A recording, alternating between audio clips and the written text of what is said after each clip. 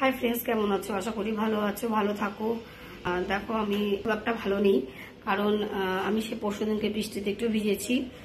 তো তার জন্য আমার মাথাটা ভীষণ ব্যথা করছে, গা হাত পাটা ব্যথা করছে। তো আজকে না আমি একদম হালকা রান্না করব, তো সেটাই তোমাদের সাথে শেয়ার করব। আর দেখো, সত্যি বলছি, তোমরা না বৃষ্টিতে একদম ভিজো না, কারণ ওয়েদারটা এতটাই বাজে যে গা হাত পা এমনি মানুষের ব্যথা করছে, বৃষ্টিতে ভিজলে তো দেখতে হবে না।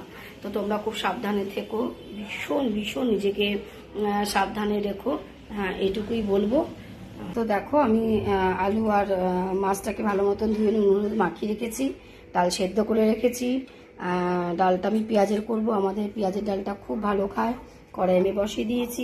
তো চলো, এখন আমি একটু রান্না করি। রান্না করার পর আমি তোমাদের সাথে আবার আসবো। আর সত্যি বলছি, দেখো গরমটা ভীষণ পড়েছে, বৃষ্টি নামই হচ্ছে। তো অলরেডি ঘেমে যাচ্ছি, তবুও তাড়াতাড়ি করে একটু রান্নাটা সেরে ফেলি, তারপর তোমাদের সাথে আবার আসছি ফিরে।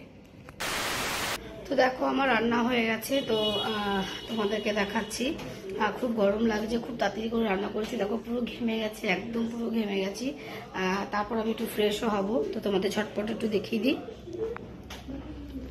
দেখো, আমার মাছ ভাজা, আলু ভাজা, ভাত, আর দেখো এখানে পেঁয়াজের ডাল আমার কমপ্লিট হয়ে গেছে। আজকে আমার শরীরটা খুব খারাপ বলে তো আমি একটু হালকা রান্নাই করেছি।